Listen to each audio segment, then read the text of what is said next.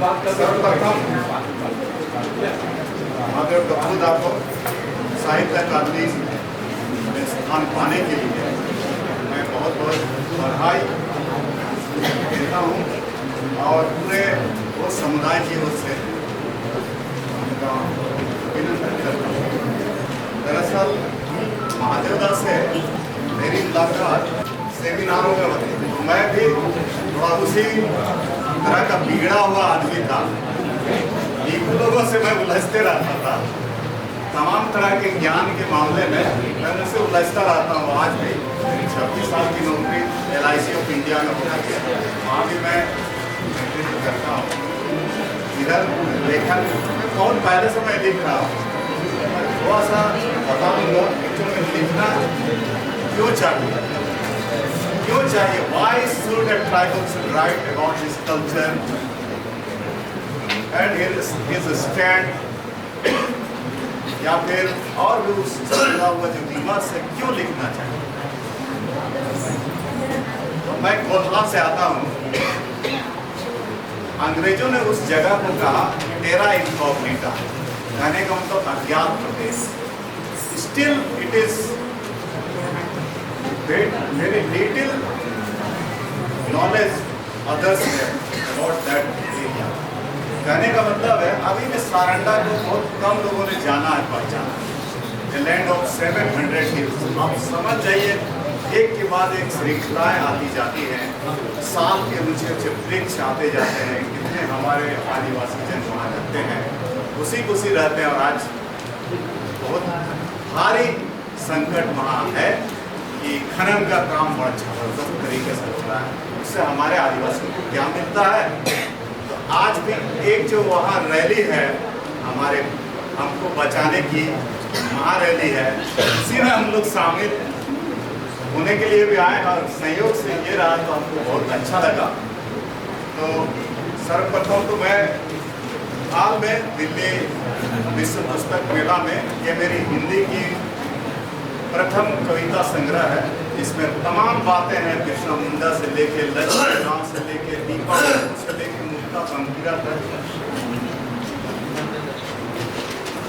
जिन्होंने आदिवासी पहचान अस्मिता को बनाए रखने के लिए अपना पहचान किया या अपने आप को छोड़ दिया।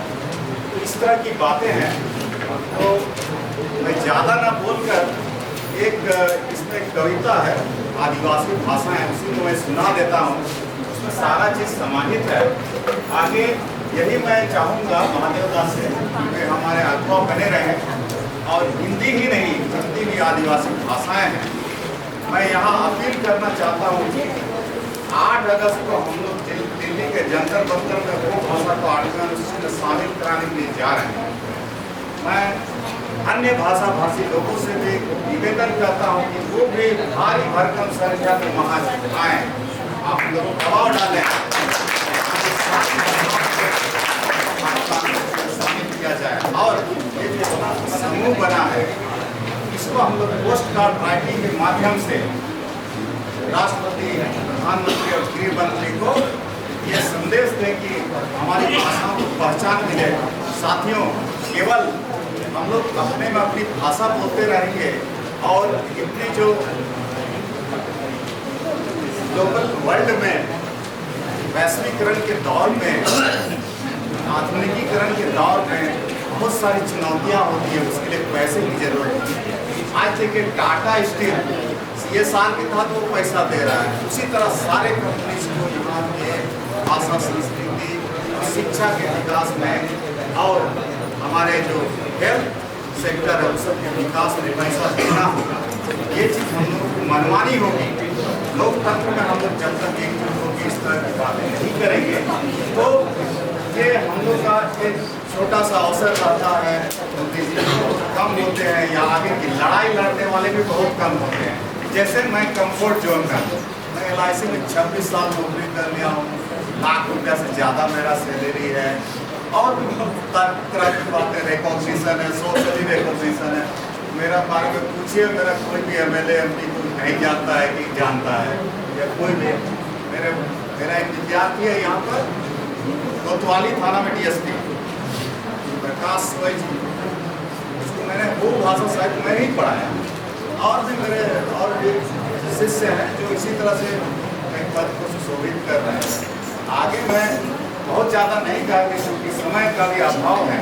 मैं एक छोटी सी कविता जो आदिवासी भाषाएं, आदिवासी भाषाओं पर है, उसको मैं, ये हिंदी में बेसिकली उपलब्ध है। अभी हमारा प्रकाशक जो है अखरा इंडिजिनियस बुक अखरा डॉक्टर वंदना टेटे मैडम, उन लोगों की स्टॉल लगी हुई है, हॉल नंबर 2 और स्टॉल नंबर 107 और हॉल नंबर 2 में। तो वहाँ ये बुक अवेलेबल है। आज अंतिम दिन है पुस्तक मेला का, 8 या 9 तारीख से ये ऑनलाइन पे मिलने लगी। उसमें आप लोग लिंक करके इस पुस्तक को परचेज कर सकते हैं, ले सकते हैं। तो सुनिए साथियों, आदिवासी भाषाएं कितनी बुरे दौर से, बहुत संकट के दौर से विलुप्त होने की कगार की ओर बढ़ते हुए गुजर रही है। आदिवासी भाषाएं, आदिवासी भाषाएं मरती नहीं हैं। आदिवासी भाषाएं मरती नहीं है, मार दी जाती हैं बड़ी भाषा समूहों द्वारा।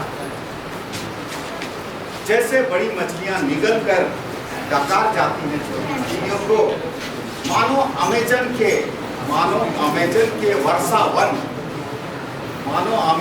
वर्षा वन धरती में ऑक्सीजन भरने में अपनी आहुति दिए जा रहे हैं। सबको मालूम है धरती का मैक्सिमम ऑक्सीजन पंप होता है कहाँ से? अमेजन के जंगलों से। इस तरह की बात है हमारी भाषाओं के साथ। आगे है, ठीक उसी तरह से आदिम जन समूह की भाषाएं, ठीक उसी तरह से आदिम जन समूह की भाषाएं हाशिए पर छोड़ दी गई हैं। उनका प्रवाह धीमा पड़ता जा रहा है।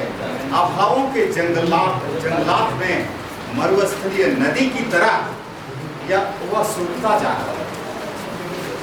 पोषण के अभाव में दम तोड़ने का सिलसिला चल रहा और धीरे धीरे दुनिया के नक्शे से गायब हो जा रही है भाषाएं।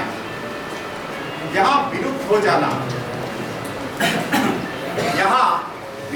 जाना भाषा के मर जाने तक सीमित नहीं। यहाँ विलुप्त हो जाना भाषा के मर जाने तक सीमित नहीं, बल्कि है संस्कृतियों का अवसान, सदा के लिए जाना है। वसुंधरा से अनुभव आधारित ज्ञान का वर्चस्ववादी शक्तियां हावी हैं। बड़ी भाषाएं मनमानी पर उभारू हैं। छोटी संस्कृतियों को ठिकाने लगाने का काम राजनीतिक सूझबूझ के तहत जारी है बदस्तूर, हथियाए जाने की। धन्यवाद।